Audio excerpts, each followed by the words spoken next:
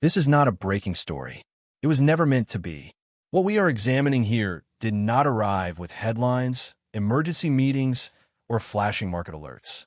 It arrived quietly, incrementally, in places few people look, and in data most are trained to ignore. What matters now is not what is being announced, but what is being absorbed. The global system does not change through declarations. It changes through weight, through pressure, through the slow redirection of flow. And by the time the structure visibly bends, the internal supports have already shifted. The subject of this investigation has been treated as speculative, marginal, or premature. That dismissal itself is the signal. The creation of a new BRICS unit, not a currency in the traditional sense, not a replacement system in the way headlines frame it, has been discussed loudly and examined poorly. Most analysis stops at surface mechanics, convertibility, adoption timelines, political coordination. That is theater. The real movement is not monetary. It is architectural. Gold is not being repriced. It is being removed, not confiscated, not banned, not seized, held, locked into bilateral settlements, reserve buffers, collateral frameworks, and long-duration state-to-state instruments that do not return to open circulation. Gold that no longer seeks liquidity. Gold that no longer signals through price. Gold that exits the visible market without ever making an announcement. This is not a shock. It is a drain. And drains do not make noise until the pressure collapses. We are told to watch inflation prints, interest rate decisions, election cycles, military movements. These dominate attention because they are visible, emotional, and frequent. But power does not move where cameras are pointed. It moves behind the scenes. The shift we are documenting here does not ask for belief. It does not require ideology. It only requires observation. Why are certain countries increasing gold reserves while reducing market-facing exposure? Why are settlement systems being redesigned to minimize reliance on price discovery? Why are long-term commodity contracts being denominated in structures that do not require public liquidity? Why does nearly 40% of newly accumulated sovereign gold no longer return to exchanges, ETFs, or leasing markets? And most importantly, why is this happening now? This is not about history. History is stable. This is about timing. The global financial system is built on assumptions of circulation. That capital moves. That reserves can be mobilized. That safety lies in assets that can be sold, swapped, or hypothecated at scale. What happens when safety is redefined as immobility? What happens when gold is no longer a hedge within the system, but a boundary outside it? This is the hidden layer of the story. The unspoken layer. The part what no one is saying, because it cannot be framed without admitting structural vulnerability. Gold has always been treated as inert, a passive reserve, a historical relic, a psychological asset. That framing is no longer accurate. Gold is being repositioned as infrastructure. And infrastructure is not meant to move the BRICS unit, is not designed to replace the dollar in public markets. It does not need to. That expectation misunderstands its purpose. It exists to bypass price volatility, bypass sanctions exposure, bypass settlement risk, bypass Western liquidity choke points. And in doing so, it alters the role of gold from tradable commodity to sovereign ballast. This is not coordination driven by ideology. It is convergence driven by constraint. Sanctions regimes, weaponized finance, reserve freezes, and payment network exclusions did not create this movement. They accelerated it. They taught states that liquidity is conditional, that access is political, and that safety exists only where control is retained. Gold, when held outside the market, cannot be frozen, cannot be defaulted on, cannot be diluted, cannot be digitally blocked, but only if it is not for sale. That is the 40% hold, not a fixed number, a direction. A growing share of global gold supply being absorbed into structures designed never to release it back into the system that priced it. This is why price action alone tells you nothing. Markets reflect transactions. They do not reflect withdrawals. What is happening now is subtraction, not exchange. And subtraction does not ring bells. This introduction is not a forecast. It is a filing. an archival record of signals that will appear obvious later and invisible now. The investigation that follows will not argue inevitability through rhetoric. It will trace it through data density, timing anomalies, settlement redesigns, and reserve behavior that defies classical economic logic. Because when systems prepare for stress, they do not announce it. They reinforce load-bearing points. They seal exits. They reduce exposure. Quietly. Begin with accumulation patterns. Since 2018, central bank gold purchases have accelerated unevenly, but with a common trait among BRICS and aligned states: non-leasing behavior. Gold is being acquired without subsequent lending into bullion markets. Historically, sovereign gold reserves performed double duty.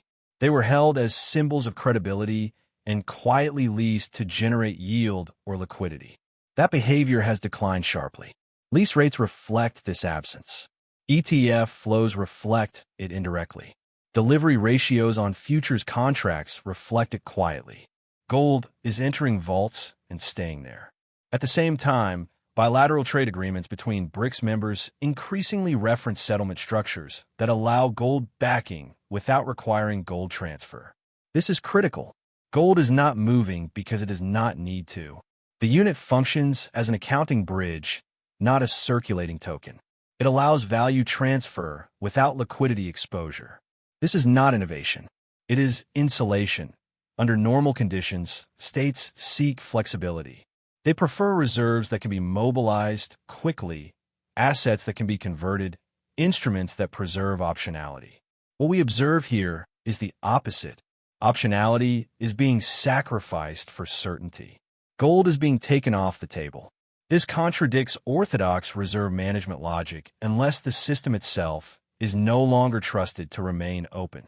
States do not lock assets unless they anticipate closure. This behavior signals preparation, not aggression. The BRICS unit is not an attack mechanism. It is a defensive architecture. Its design suggests expectation of prolonged fragmentation. Not collapse tomorrow, but friction forever. Gold held outside markets becomes a neutral anchor in a politicized financial environment. This is not about dominance. It is about survivability. The pressure is not symmetrical.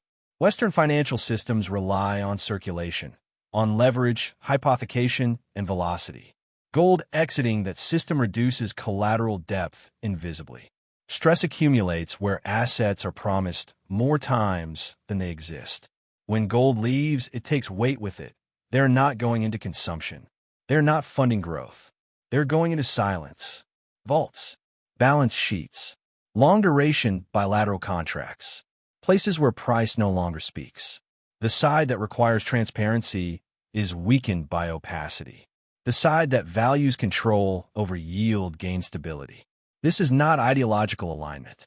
It is risk management under constraint. What defines this moment is not collapse, crisis, or confrontation. Those are events. This is a condition. Most historical failures announce themselves through noise: rising volatility, public panic, visible shortages, institutional breakdowns. Analysts are trained to look for those signals because they are measurable, dramatic, and immediate. But systems rarely fail at the moment they become unstable. They fail after they have already adapted to instability. What we are witnessing now is not a breakdown of the global financial architecture. It is something subtler and more consequential, a quiet reconfiguration of load-bearing assumptions. The system still stands, but it no longer distributes weight the way it once did. This is why comparisons to past monetary cycles miss the point. Gold standards, Bretton Woods, the Nixon shock. These were explicit transitions. They were announced, debated, resisted, and ultimately formalized. This transition is not seeking legitimacy. It is seeking insulation. The defining change is not monetary. It is procedural. Gold, once treated as an active participant in markets, leased, swapped, mobilized, priced, is being reclassified as terminal collateral. An asset whose value lies not in exchange, but in absence from exchange. This is not theory. It is observable behavior. When sovereign actors accept lower yields, reduced liquidity, and limited optionality in exchange for custody and control, they're signaling a belief that future access is uncertain. Rational systems do not voluntarily give up flexibility unless flexibility itself is becoming a liability. This is why the 40% hold matters. Not because of the number, but because of what it represents, a critical mass of withdrawal. At that point, markets no longer function as discovery mechanisms. They function as residual pools, pricing what remains available, not what exists. That distinction is foundational. Traditional safe havens rely on depth, liquidity, and transparency. Their protection comes from participation, from the ability to enter and exit freely, at scale, under stress. But the environment that made those assumptions valid is eroding. Sanctions regimes, financial weaponization, reserve seizures, and payment network exclusions have introduced a structural condition into the system. Access is no longer neutral. It is conditional, reversible, and political. In such a system, visibility becomes risk. Gold held outside markets does not fluctuate because it is not responding. It does not transmit stress signals because it is not connected. It does not reassure markets because reassurance is no longer its function. This is why price behavior feels disconnected from underlying tension. The asset absorbing the pressure is no longer speaking. Stability under these conditions is artificial, not false, but engineered, maintained through intervention, substitution, and deferred recognition. Artificial stability is not fragile. It is rigid, and rigid systems do not bend. They store pressure. What has quietly shifted beneath the visible system is not confidence, but protocol. States are no longer optimizing for growth within a shared framework. They are optimizing for endurance across fragmented frameworks. That change does not require coordination or trust, only shared exposure to the same constraints. This is why alliances appear contradictory, why rhetoric diverges from behavior, why official narratives fail to align with reserve actions. Public messaging addresses audiences. Structural decisions address risk. The BRICS unit is not important because it challenges the dollar openly. It does not. It does something more effective. It reduces dependence without confrontation. It allows settlement without signaling. It creates redundancy without visibility. And in doing so, it removes gold from the market not through force, but through irrelevance. Gold is no longer needed to move. It is needed to anchor. That is a fundamental role change. Traditional models of safety assume that protection comes from diversification, liquidity, and market participation. But when markets themselves become contingent, safety migrates toward assets and positions that do not require permission. This does not mean old safe havens disappear. It means their function changes. They no longer protect against volatility alone. They must protect against exclusion. This is where many analyses stop at prediction, at recommendation, at speculation. That is not the purpose here. The purpose is orientation. Systems rarely collapse because participants fail to act. They collapse because participants act based on outdated assumptions. They trust frameworks that no longer distribute risk the way they once did. What signals that insiders have already adjusted is not what they say, but what they accept. They accept lower returns. They accept opacity. They accept immobility. These are not signs of confidence. They are signs of repositioning. The future signals that matter will not come from policy announcements or currency launches. They will appear in second-order data. Persistent gold accumulation without leasing settlement mechanisms that bypass price discovery reserve disclosures that emphasize custody over composition declining physical availability alongside stable quotations expansion of bilateral clearing frameworks that never scale publicly. When these trends continue without reversal, the next phase will not be sudden. It will feel anticlimactic, because by the time structural consequences surface, adaptation will already be complete. This is how systems end quietly, not with panic, but with irrelevance. Old rules still exist, but no longer govern critical flows. Old benchmarks still publish, but no longer measure what matters. The visible system continues functioning, but it is no longer where risk is resolved.